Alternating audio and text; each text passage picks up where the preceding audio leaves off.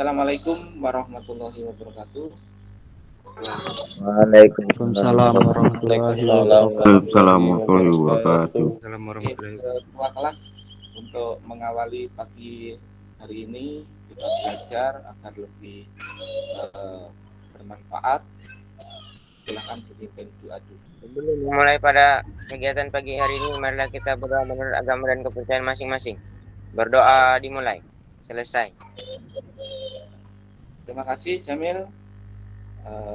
Mudah-mudahan apa yang kita niatkan betul-betul mendapatkan manfaat dan ridho dari Allah Subhanahu wa Ta'ala.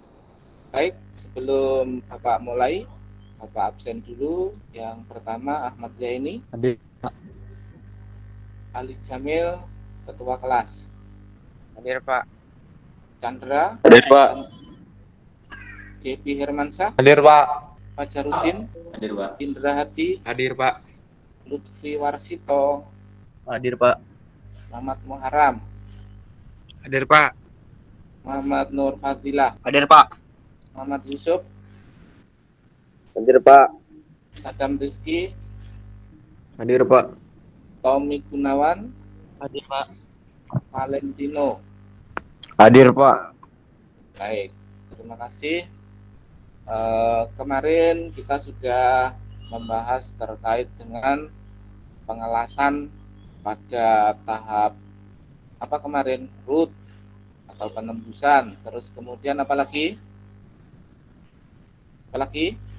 filetnya atau isiannya, filet atau filler, isian. Terus kemudian yang paling luar, lapisan paling luar apa? Cappingnya. Tuh. Nah, maka hari ini kita akan membahas terkait dengan repairnya, sesuai dengan yang Bapak sampaikan di pertemuan sebelumnya, bahwa hari ini kita akan membahas terkait dengan repair. Nah, repair ini penting. Kenapa penting? Karena pada saat kita melakukan proses pengelasan itu kadang timbul cacat las, ya. Nah, cacat las itu harus kita perbaiki, atau dalam bahasa tekniknya itu namanya repair. Terus kita perbaiki terlebih dahulu agar hasil pengelasan yang kita buat, yang kita kerjakan itu betul-betul layak untuk digunakan. Nah, selanjutnya coba Bapak akan tampilkan PowerPoint.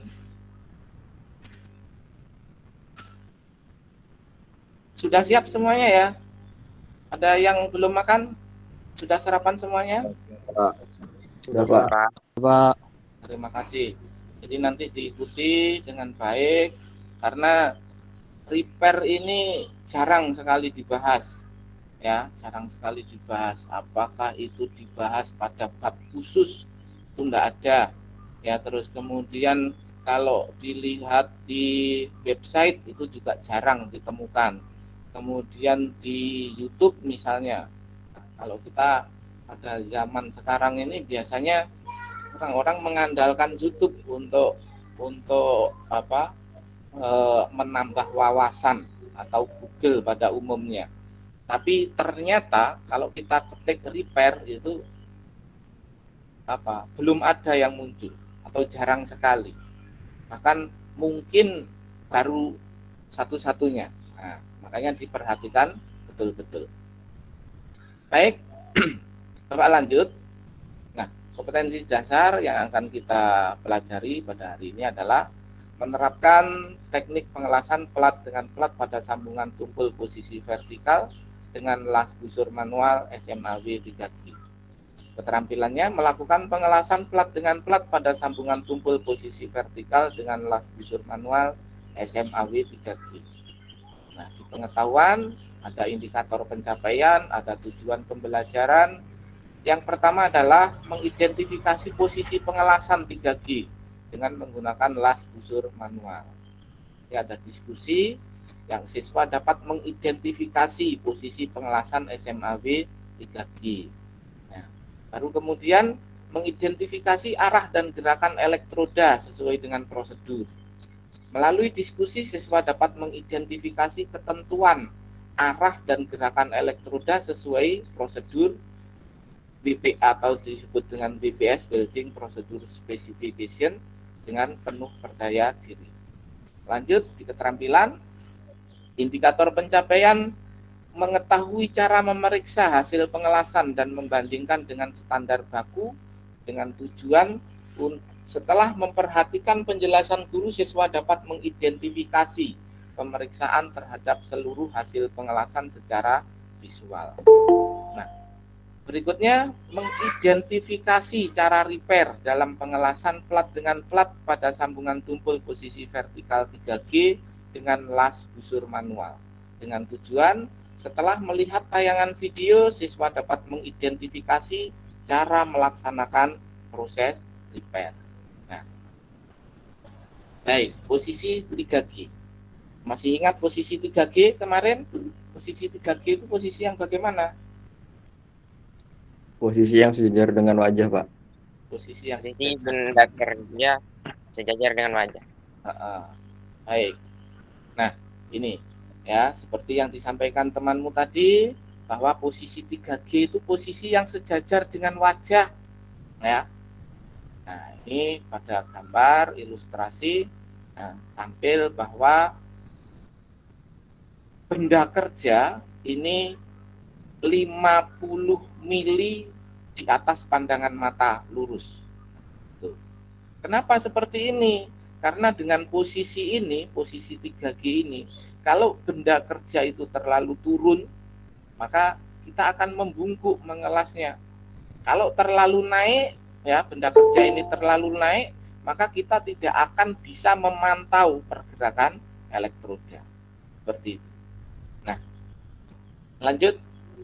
Nah, ini adalah pengelasan 3G, posisi 3G di dunia kerja yang sebenarnya. Nah, ini yang dilas ini adalah lambung kapal, dilas dari dalam.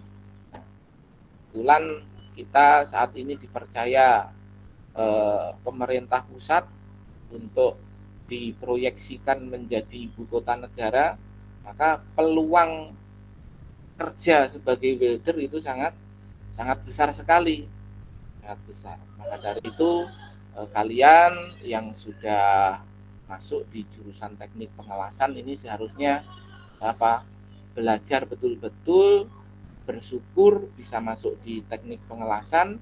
Nah, untuk menghadapi dunia kerja yang sudah di depan mata. Baik, Bapak lanjutkan. Arah gerakan elektroda. Ada di sini vertical up, ya, vertical up atau gerak naik yang biasa kita gunakan pada saat pengelasan 3G. Kenapa vertikal naik? Kenapa enggak vertikal turun? Nah, posisi awal untuk belajar itu yang paling mudah adalah vertical up.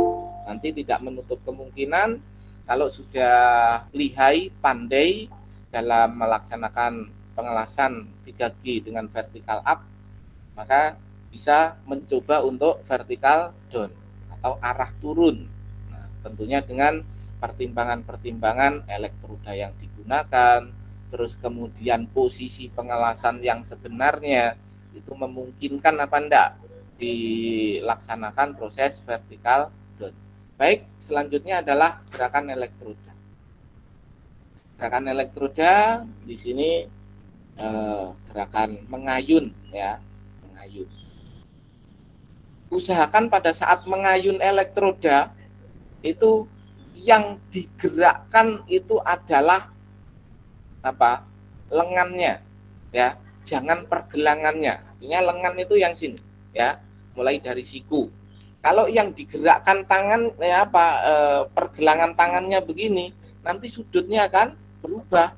Sudut ini yang digambarkan di sini 90 derajat dari sisi kiri, 90 derajat dari sisi kanan. Nah, ini nanti akan berbeda-beda sudutnya. Tetapi kalau yang digerakkan lengannya, maka sudutnya akan tetap seperti itu. Nah, lanjut lagi repair welding.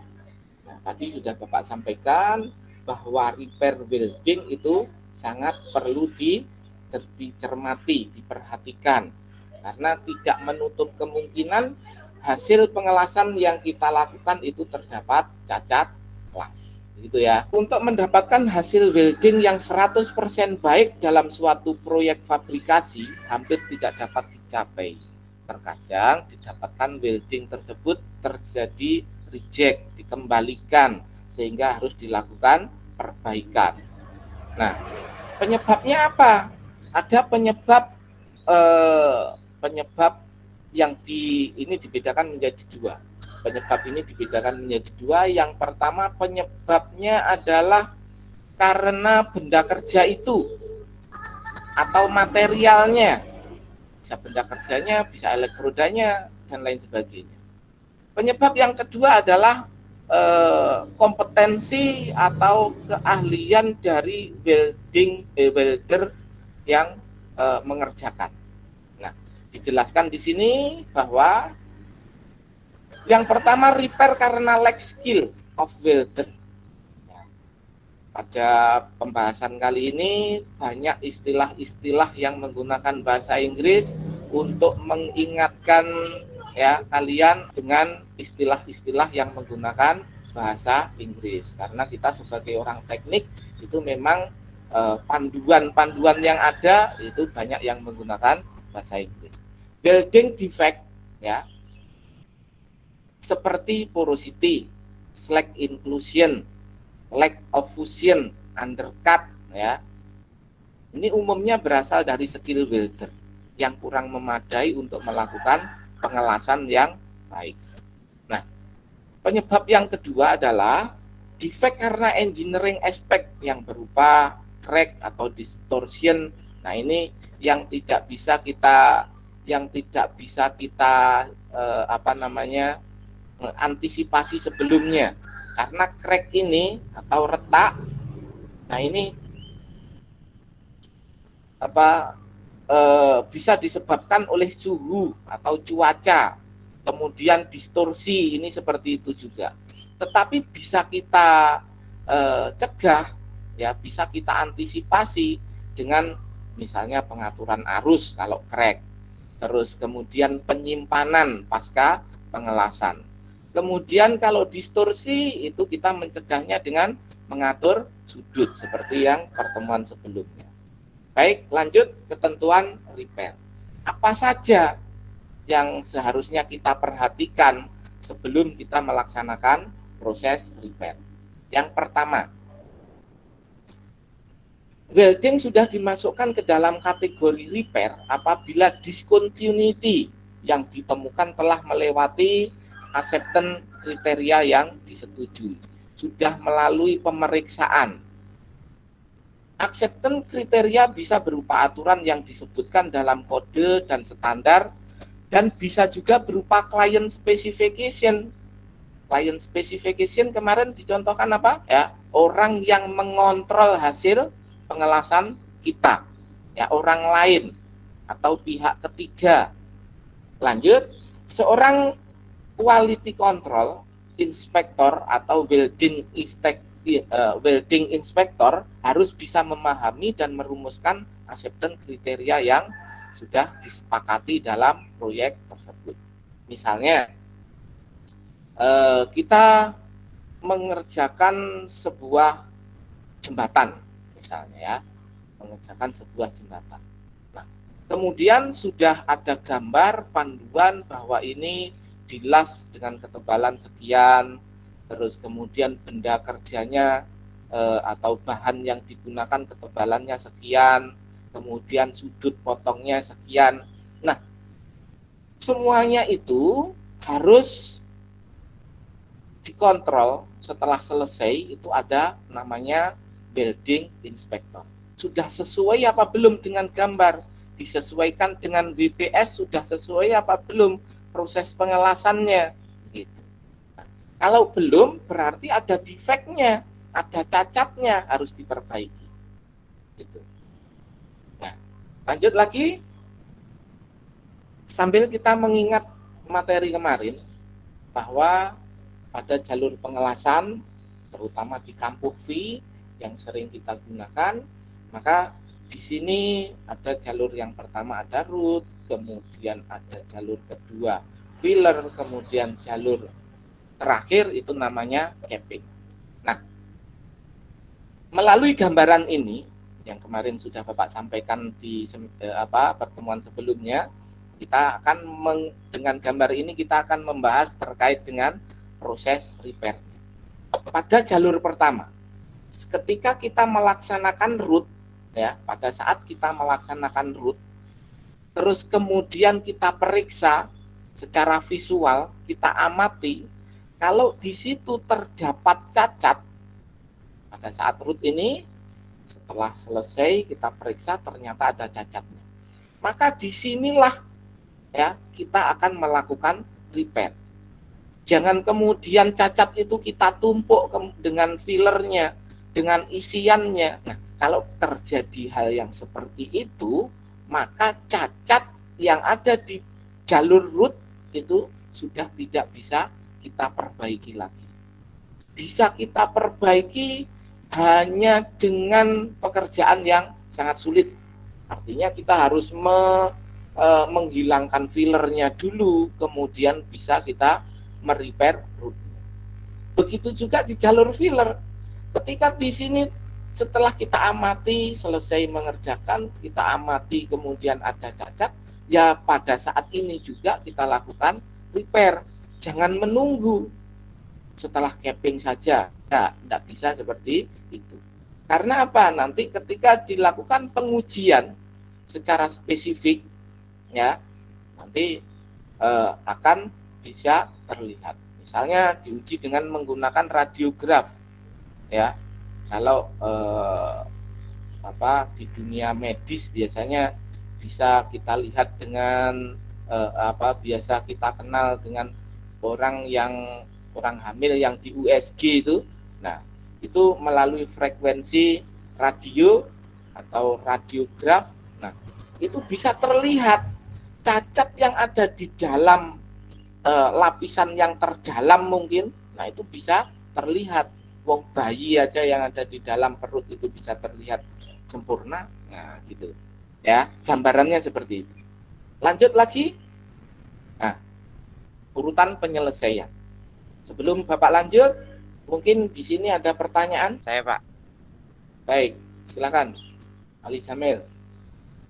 Apakah di setiap cacat LED boleh dilakukan repair, Pak? Apakah setiap cacat las itu boleh dilakukan repair? Baik, pertanyaan yang sangat bagus dari Jamil. Cacat las, semua cacat las, kemarin di kelas 2 kita sudah membahas cacat las, ada 12 cacat las. Nah, untuk cacat las yang boleh dilakukan repair itu hanya ada beberapa. Artinya tidak semua cacat las itu boleh dilaksanakan repair. Lebih lengkapnya nanti akan kita bahas di slide berikutnya. Namun demikian secara umum Bapak sampaikan bahwa cacat yang boleh di repair itu hanya yang berada di bagian dalam.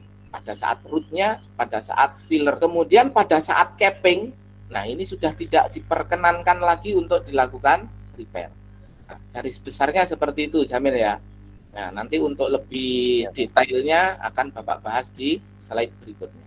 Gimana, Jamil? Ya, Pak. Oke, sebelum Bapak lanjutkan, ada lagi pertanyaan? Saya, Pak. Oke, silakan. Dalam satu benda kerja berapa kali boleh dilakukan proses repair, Pak? Dalam satu benda kerja itu berapa kali boleh dilakukan repair gitu ya?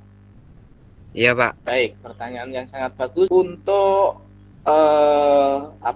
pelaksanaan repair pada satu benda kerja, terutama satu lokasi pengelasan, ya, satu lokasi pengelasan, satu bagian itu kalau pada standar itu hanya boleh di repair sebanyak 2 kali, ya, hanya boleh di repair sebanyak 2 kali.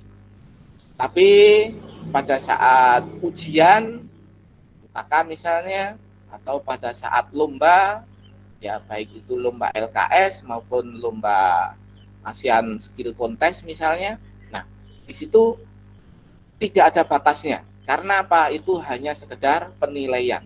Tetapi pada pekerjaan yang nyata itu hanya diizinkan 2 kali. Nah, untuk hal ini nanti akan kita bahas juga di slide berikutnya. Gitu ya, gimana? Bisa diterima? Lanjut urutan pengelasan, urutan penyelesaian. Yang pertama, ada non-destructive test. Jadi benda kerja sebelum kita lakukan proses repair itu harus melalui pemeriksaan dulu.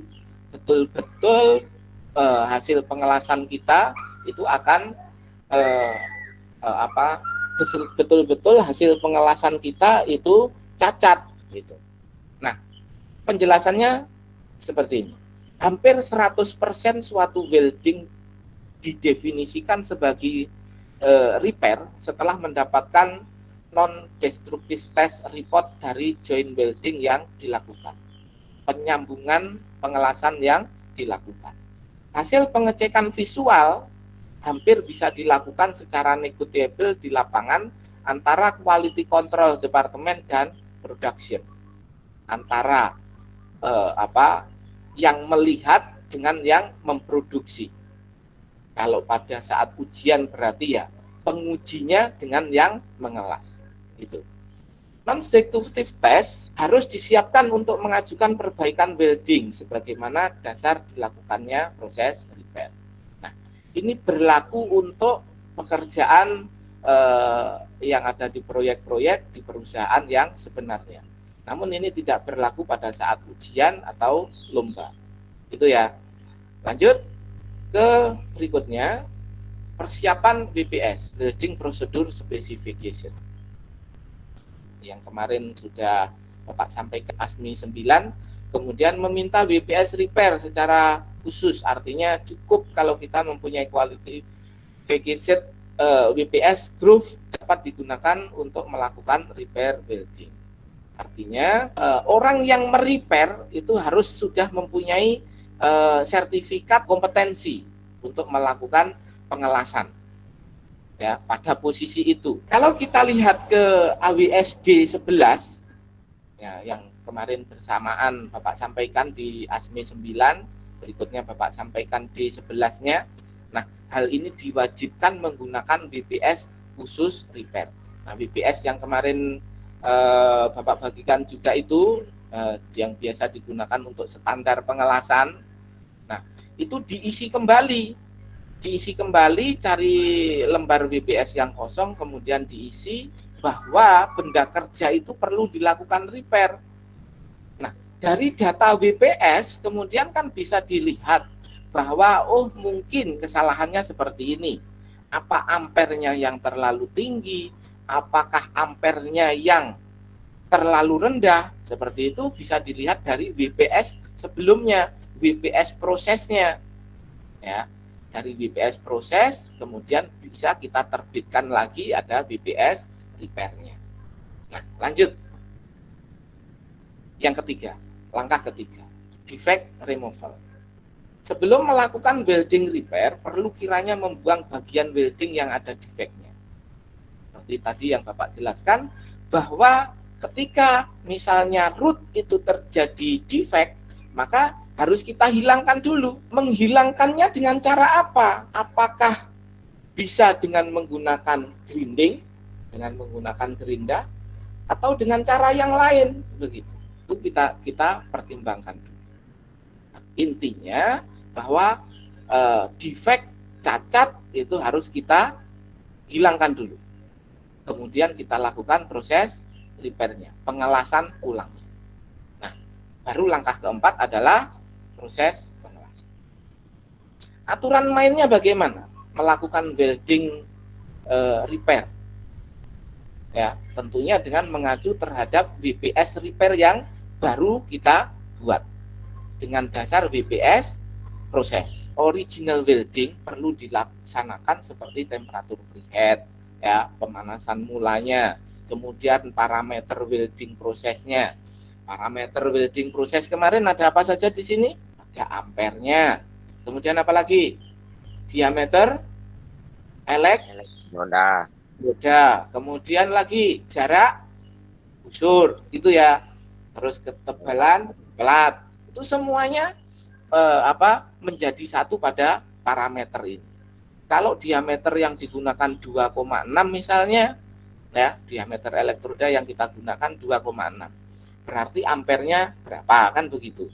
Ketebalan platnya kita misalnya 10 mili, berarti elektroda yang kita gunakan sebaiknya berapa mili. Ampere yang digunakan berapa, kan begitu. Nah, lanjut lagi.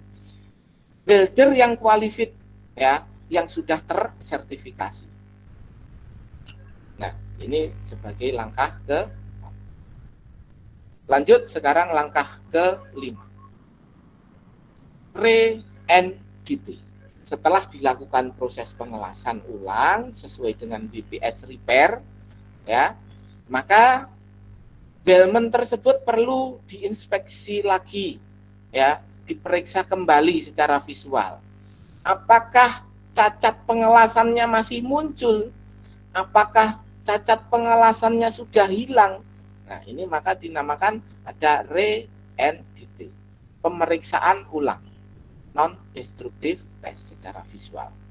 Nah, baru yang keenam ada record atau pencatatan. Semua welding repair wajib di-record dengan jelas terhadap semua kegiatan welding repair. Artinya dicatat ulang, pada WBS repair-nya tadi. Di keterangan di bawah yang lembar di baliknya itu, nah itu dicatat ulang bahwa pelaksanaan repair sudah selesai dengan hasil misalnya sempurna, dengan hasil misalnya cacat lagi. Berarti di situ harus dicatat. Tujuannya apa?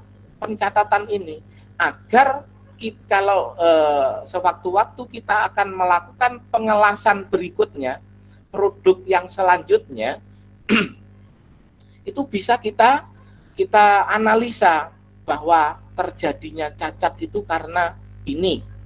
Nah, mungkin karena elektrodanya, mungkin karena ampernya, mungkin karena bahannya. Jadi diperbandingkan antara WBS WBS original atau WBS proses, kemudian WBS repair. Kalau repairnya mungkin 2 kali berarti ya WBS repairnya ada 2, WBS repair 1, WBS repair 2. Nah, seperti itu.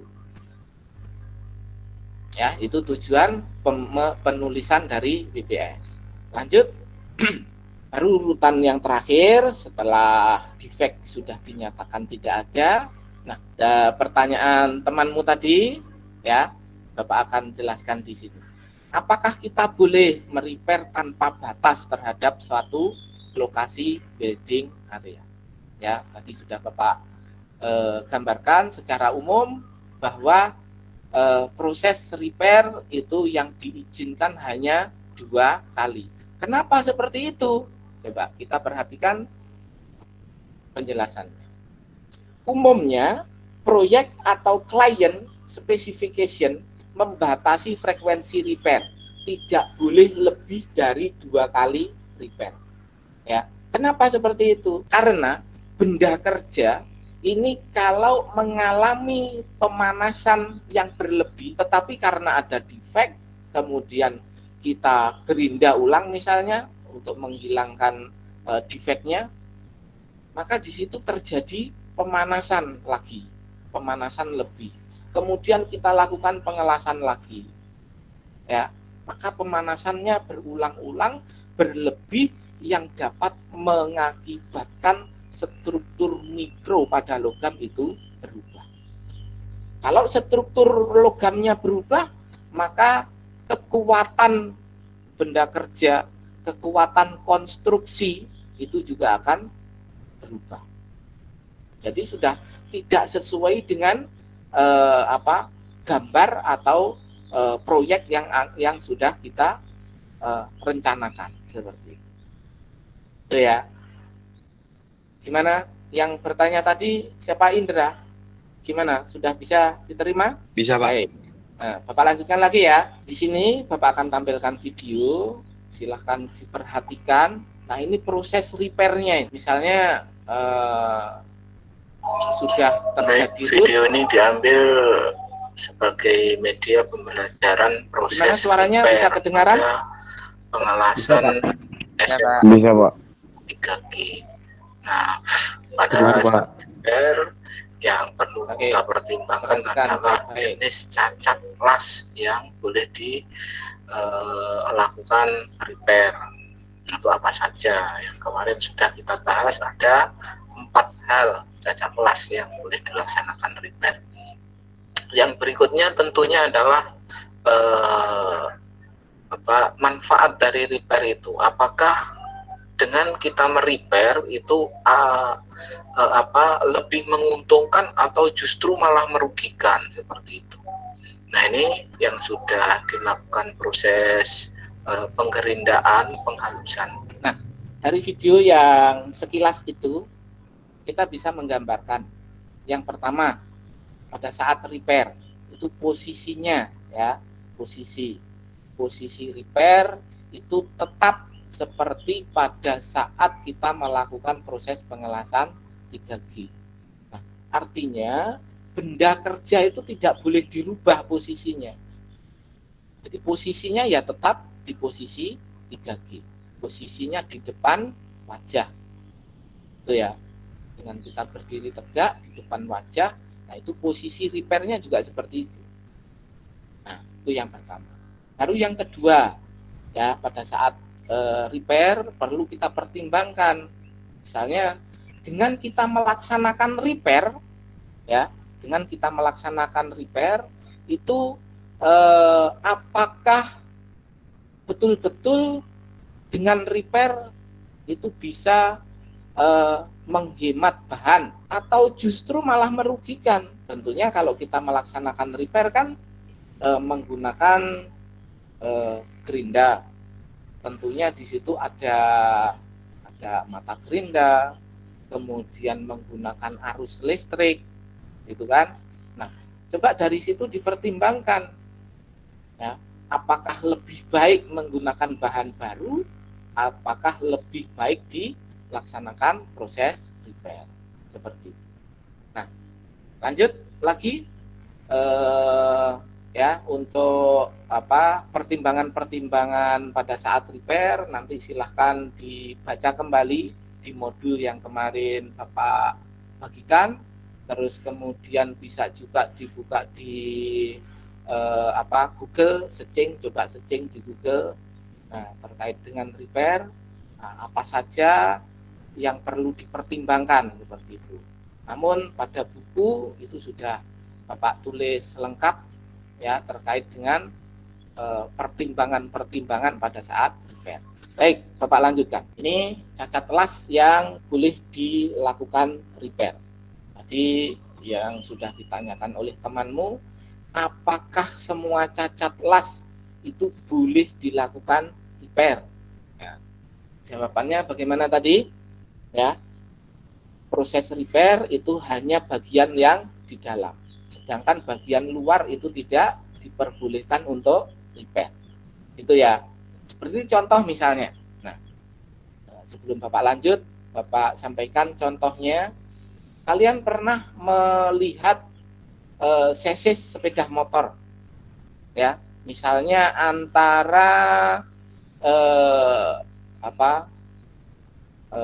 bagian yang bergerak, bagian suspensi dengan bagian mounting engine, ya, itu kan ada bagian yang dilas. Ya, pernah tahu? Pernah, Pak. Itu digerinda apa enggak? Dihaluskan apa enggak? Dihaluskan, Pak. Masa? Melalui proses penggerindaan? Ayo, enggak kan? Coba diperhatikan kembali. Di motormu itu loh kan ada bagian yang dilas, yang diseses loh ya, bukan yang di bodi, disesesnya. Artinya yang di bagian itu mempunyai beban tinggi, ya kan? Diseses, tidak ada kan bekas gerindanya gitu kan tidak ada. Jadi hasil pengelasan aslinya ya seperti itu. Jadi yang di bagian luar artinya di cappingnya itu sudah tidak boleh di repair. Tetapi pada bagian dalam, pada saat root, pada saat fillet itu masih boleh di repair. Begitu juga, nah seperti yang akan kita bahas pada saat ini. Nah, baik, cacat pengelasan yang pertama ada pengisian yang kurang baik atau biasa disebut dengan underfilling. Ya, underfilling. Pengisiannya tidak sempurna. Nah, ini boleh ini dilakukan repair masih boleh. Karena permukaannya ini masih belum permukaan apa? Capping. Kalau capping kan di luar dapatnya di atasnya benda kerja, di atas permukaan benda kerja. Nah, karena ini masih posisinya di bawah, berarti ini masih boleh dilakukan repair. Begitu. Dengan cara misalnya pertimbangannya kalau seperti ini berarti ya kalau nanti akan saya lakukan proses pengelasan satu lapis misalnya, ya, satu lapis. Ini nanti akan terlalu tinggi apa enggak? Kalau terlalu tinggi, ini dikurangi dulu, ya, dikurangi dulu, didalamkan lagi. Tetapi kalau masih bisa, ya, kalau masih bisa dilakukan satu lapis, maka langsung saja kita tambahkan di sini, tidak masalah. Nah, tetapi kalau pada saat pengelasan sudut, nah, seperti ini misalnya yang terjadi underfilling pada pengelasan sudut, ya, meskipun kita membahas 3G, tetapi tidak apa-apa, ini Bapak gambarkan saja sedikit bahwa ini harus kita hilangkan dulu sampai bagian sini. Jadi, biar nanti ketika kita lakukan proses pengelasan berikutnya, itu permukaan capping tidak terlalu tinggi. Baik, lanjut di penjelasan. Nah, pengisian kurang baik, ya, atau kurang penuh. Nah, ini untuk mengatasinya dilakukan proses pengelasan lagi pada area tersebut atau diratakan pada daerah las yang dilakukan pengelasan secara menyeluruh agar ketinggiannya sama. Nah, berikutnya adalah porosity. Nah, ini cacat las yang berikutnya yang boleh dilakukan untuk proses repair. Sebuah cacat las pengelasan yang berupa sebuah gelembung lubang kecil pada weld metal atau logam las dapat berada pada permukaan maupun di dalamnya, ya. Nah, ini kalau di permukaan ya berarti bisa kita lihat secara visual dengan mata langsung, secara langsung itu bisa kita lihat. Hasilnya, ternyata ada porosity-nya. Tetapi kalau berada di dalam lapisan pengelasan, ya, ini bisa kita lihat dengan menggunakan radiograf. Itu ya. Nah, lanjut, cacat pengelasan yang berikutnya adalah lack of penetration. Nah, ini hasil pemeriksaan dengan radiograf. Seperti ini hasilnya. Nah, kalau di permukaan lack of penetration dengan mata tanpa menggunakan alat itu bisa kita lihat. Nah, ini penembusannya kurang sempurna. Nah, ini bisa kita repair dengan cara ini dibelah. Nah, tentunya pada saat melakukan proses proses root ini kan bisa kita lihat, ya, bisa kita lihat bahwa penembusan kita tidak sempurna, itu bisa kita lihat. Maka pada saat proses root belum melangkah ke filletnya, ya, itu segera kita lakukan repair. Dengan cara apa? Dibelah lagi gapnya ini, gapnya dibelah lagi, kemudian diperhatikan jangan sampai merubah ukuran gap. Gapnya jangan sampai lebih lebar dari gap yang tercatat pada WPS. Ya, kalau di WPS gapnya itu 2 mili misalnya, ya diusahakan bahwa proses penggerindaan kita itu juga 2 mili, jangan sampai lebih. Nanti kalau lebih berarti ada proses tambahan lagi, pada saat kita melakukan pengelasan. Nah, agar pembelahan ini bisa tetap 2 mili, berarti dengan menggunakan mata gerinda cutting, ya, mata gerinda cutting yang kecil itu. Baik, kalau yang gambar berikutnya ini adalah lack of penetration yang pada permukaan cappingnya ini. Pada gambar yang bawah ini adalah capping. Kalau pada capping ini sudah tidak bisa di repair kembali. Tapi kalau pada saat fillet itu bisa di repair. Nah, nih, incomplete penetration atau disebut juga dengan lack of penetration adalah sebuah cacat pengelasan yang terjadi pada daerah root atau akar las. Sebuah pengelasan dikatakan incomplete penetration jika pengelasan pada daerah root tidak tembus atau reinforcement pada akar las berbentuk cepu. Lanjut lagi, cacat berikutnya adalah lack of diffusion. Nah, ini lack of fusion pada las sudut, kemudian ini pada sambungan tumpul. Artinya proses pengelasan itu tidak sempurna, terdapat rongga gitu. Ini penjelasan. Sebuah hasil pengelasan yang tidak dikehendaki karena ketidaksempurnaan proses penyambungan antara logam las dengan logam induk. Cacat ini biasanya terjadi pada bagian samping lasan. Nah, kalau kita menggunakan kampuh V tentunya, kalau ini kampuhnya kan kampuh setengah V. Nah, ini kalau kampuh V tentunya peluang terjadi lack of fusion ini lebih tinggi lagi karena sampingnya akan lebih banyak gitu. Ya. Lanjut lagi berikutnya. Cacat yang berikutnya adalah lack of inner run fusion. Ya. Ini pengelasan atau cairan lasan tidak bisa menyatu dengan logam, baik itu logam benda kerja aslinya atau logam lasan yang berada di lapisan sebelumnya.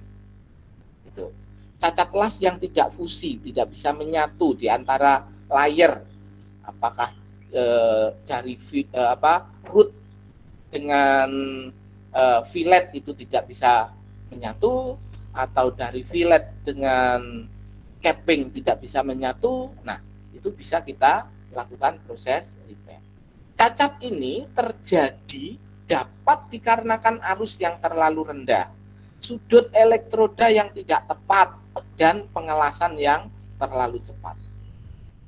Maka gerak tangan kita, ya, kalau pengelasannya terlalu cepat, nah ini gerak tangan kita ini terlalu cepat, artinya ayunan elektroda itu terlalu cepat.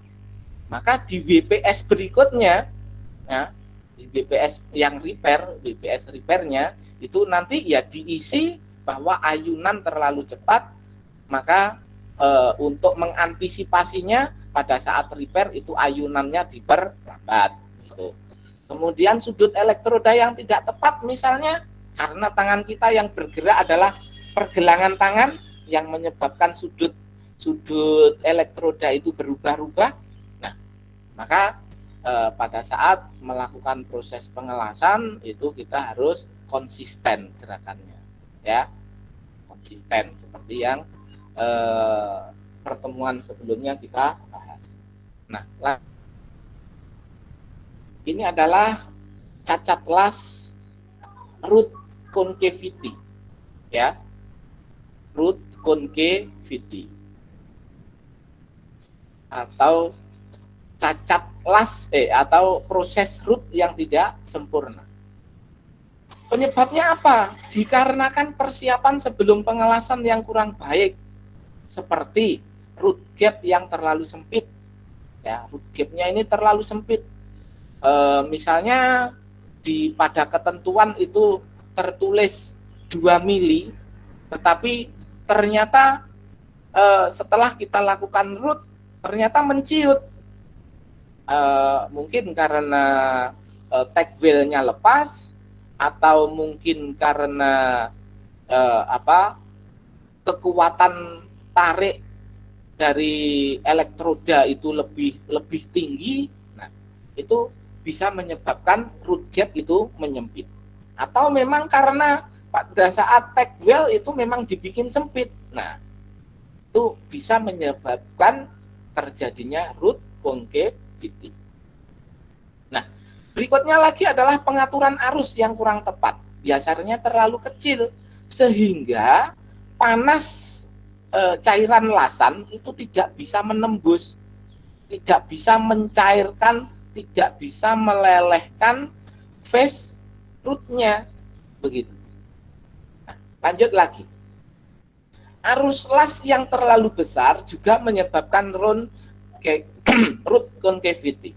Ya, kemudian travel speed atau kecepatan las yang terlalu tinggi, ayunannya terlalu cepat, itu juga bisa menyebabkan. Nah, baik. Nah, dari sini ada lagi pertanyaan sebelum Bapak lanjutkan.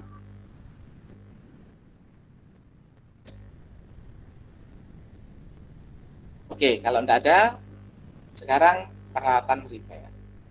Peralatan repair yang kita gunakan adalah yang pertama ada gerinda, kemudian ada mata gerinda. Di sini ada mata gerinda asah, kemudian mata gerinda potong. Kalau defect yang akan kita bersihkan itu tempatnya luas, lebar, maka kita gunakan yang asah. Tetapi kalau sempit, misalnya kita akan merepair bagian root, berarti menggunakan mata gerinda cuttingnya. Itu. Nah, baik. Untuk saat ini kita akan laksanakan diskusi, ya, sebagaimana tadi yang sudah Bapak sampaikan di awal, bahwa pada saat diskusi ini diikuti dengan baik-baik. Yang pertama, silakan nanti ditanggapi. Yang pertama, bagaimanakah posisi 3G itu? Ayo, siapa yang menanggapi terlebih dahulu? Bagaimanakah posisi 3G itu? Saya, Pak. Baik, silakan. Proses pengelasan yang benda kerjanya sejajar dengan wajah. Proses pengelasan yang benda kerjanya sejajar dengan wajah. Baik. Ada lagi yang lain? Saya, Pak. Ya. Menurut saya, tanggapan dari Ali Jamil itu, Pak, kurang tepat, Pak. Gimana? Tepatnya gimana, Indra? Menurut saya, yang benar adalah pengelasan plat dengan menggunakan posisi vertikal. Plat dengan posisi vertikal. Ada yang lain?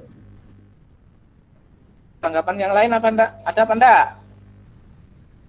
Baik, kalau enggak ada, nah, posisi 3G itu semuanya benar. Tetapi untuk lebih tepatnya bahwa posisi 3G itu adalah posisi pengelasan, ya, posisi pengelasan yang sejajar dengan wajah, kemudian proses yang dilakukan adalah penyambungan plat dengan plat, ya, plat dengan plat pada posisi vertikal, itu ya, plat dengan plat, sambungan tumpul posisi vertikal. Nah, itu perlu dicatat kembali, diingat-ingat agar lebih paham lagi. Nah, nanti bisa diperhatikan lagi, dibuka kembali sambungan 3G pada materi, atau silahkan searching di internet bahwa sambungan 3G itu yang bagaimana. Nah, tentunya dengan proses pengelasan SMA. Baik, untuk materi diskusi berikutnya, yang kedua, mengapa pada saat mengayun elektroda gerakan tangan kita harus konsisten? Ayo, mengapa? Saya, Pak. Izin, Pak. Saya, Pak. Oke, baik. Silakan satu-satu. Siapa duluan? Saya, Pak. Yuk. Lutfi, Pak. Oke, Lutfi, silakan. Agar lebar jalur pengelasan sama. agar lebar jalur pengelasan sama. Yang berikutnya siapa lagi? Bagus tuh tanggapan Lutfi. Ayo, berikutnya siapa tadi? Saya, Pak. Silakan. Agar panjang busur tetap. Agar panjang busur tetap. Nah, itu ya. Jadi betul apa yang disampaikan oleh temanmu tadi, baik itu diskusi yang pertama tentang posisi dan yang kedua terkait dengan ayunan elektroda, itu semuanya benar.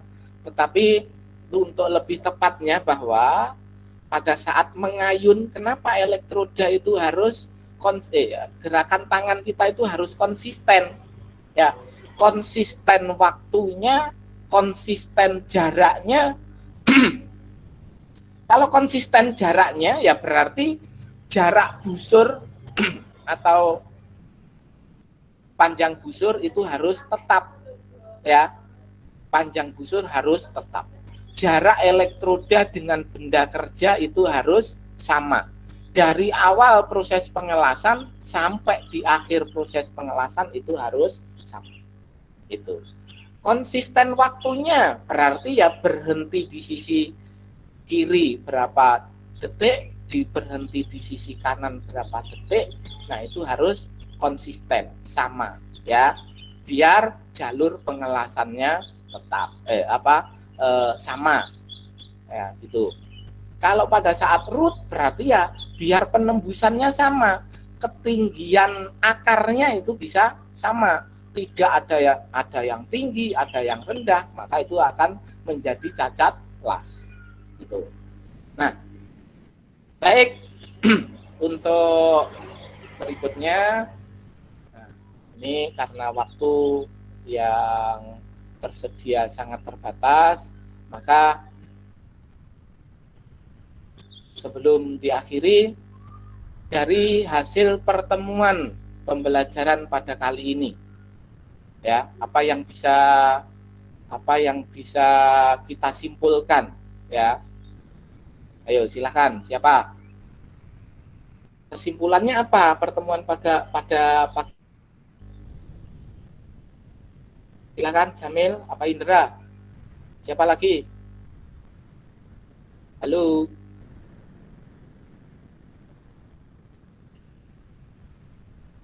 Loh, tidak ada yang jawab. Sadam misalnya, apa kesimpulannya apa pertemuan pada pagi hari ini?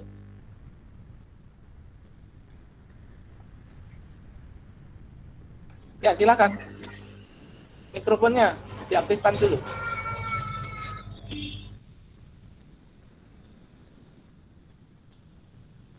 Halo, mana? Tidak bunyi. Baik, nah, untuk menyingkat waktu, Bapak simpulkan bahwa pada kegiatan hari ini, nah itu kita membahas repair, bahwa pada saat repair itu perlu kita pertimbangkan, ya, apakah cacat las itu bisa atau diperbolehkan dilakukan repair. Itu yang pertama. Baru yang kedua, dengan repair, ya, dengan repair, apakah kita bisa menghemat biaya, ya? Apakah justru dengan repair kita akan malah mengeluarkan biaya yang lebih tinggi? Nah, itu harus kita pertimbangkan. Tentunya pertimbangan-pertimbangan itu silahkan dilihat kembali pada buku. Nah, biar pada saat repair yang sebenarnya nanti pada saat kalian kerja itu tidak banyak kerugian yang terjadi.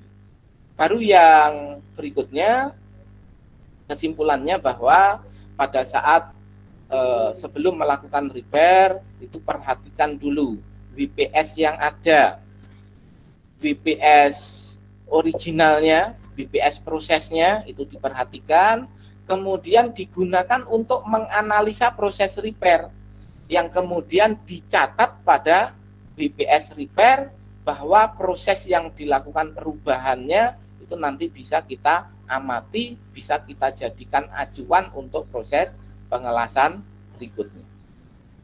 Nah, tentunya dari situ selalu menggunakan APD sesuai dengan ketentuan, kemudian posisi benda kerja tidak boleh diubah, jadi posisinya harus tetap pada posisi 3G. Karena kalau lebih ya, kalau dirubah maka pada saat lomba atau pada saat ujian itu dianggap itu sudah selesai gitu. Kemudian proses pengerjaan hanya boleh dilakukan dari depan benda kerja. Kemudian yang berikutnya, waktu pengerjaannya apakah dengan repair itu menjadi solusi tercepat atau justru dengan repair nanti waktunya akan lebih lama begitu. Kemudian pertimbangkan juga keuntungan dan kerugian bahan. Yang berikutnya, indahkan K3L dalam beraktivitas. Tentunya APD yang lengkap, kemudian lingkungan yang mendukung. Jangan bekerja pada tempat yang basah, jangan merepair pada tempat yang rame, dan seterusnya. Baik, seperti itu.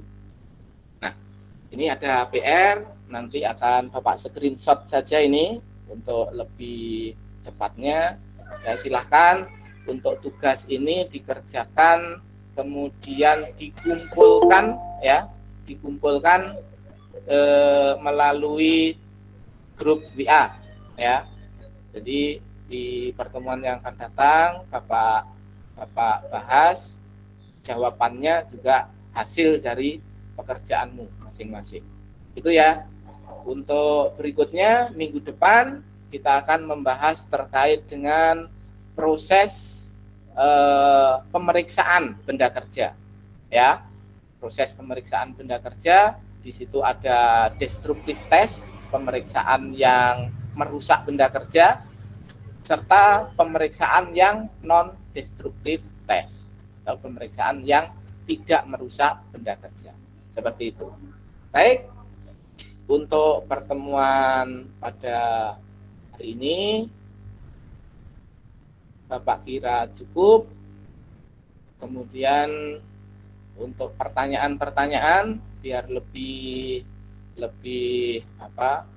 luas lagi waktunya, lebih panjang lagi waktunya, silahkan nanti disampaikan lewat WA, terus kemudian Bapak jelaskan. Itu ya. Sebelum Bapak akhiri, ada pertanyaan yang bisa Bapak jawab dengan sebentar misalnya. Silahkan. Oke, terima kasih atas pertemuan pada pagi hari ini. Untuk mengakhiri, silahkan Jamil dipimpin doa terlebih dahulu. Sebelum mengakhiri kegiatan pada pagi hari ini, marilah kita berdoa menurut agama dan kepercayaan masing-masing. Berdoa dimulai. Selesai. Baik, terima kasih. Sekali lagi saya sampaikan banyak membaca ya, banyak membaca terkait dengan kemarin buku yang Bapak sampaikan. Terus kemudian lagi searching di internet, kalian sudah kelas 3, tentunya harus banyak-banyak melihat dunia kerja yang sebenarnya, biar nanti pada saat kalian kerja itu bisa lebih bagus lagi ya. Artinya pembelajaran jurusannya teknik pengelasan, terus kemudian kalau mengelasnya nanti enggak sesuai atau kalah dengan yang SMA misalnya, nah nanti akan malu itu ya. Nah, baik, untuk menjaga kesehatan selalu Bapak ingatkan, jaga protokol kesehatan. Ingat, sekarang Kalimantan Timur zona merah lagi ya, terutama lagi di Grogot, di daerah kita, nah itu juga zona merah. Jadi kalau tidak perlu, tidak usah keluar, tidak usah kemana-mana, selalu laksanakan 3M. Baik, terima kasih sekali lagi. Bapak akhiri, wallahul muwaffiq ila aqwamit thoriq. Wassalamualaikum warahmatullahi wabarakatuh.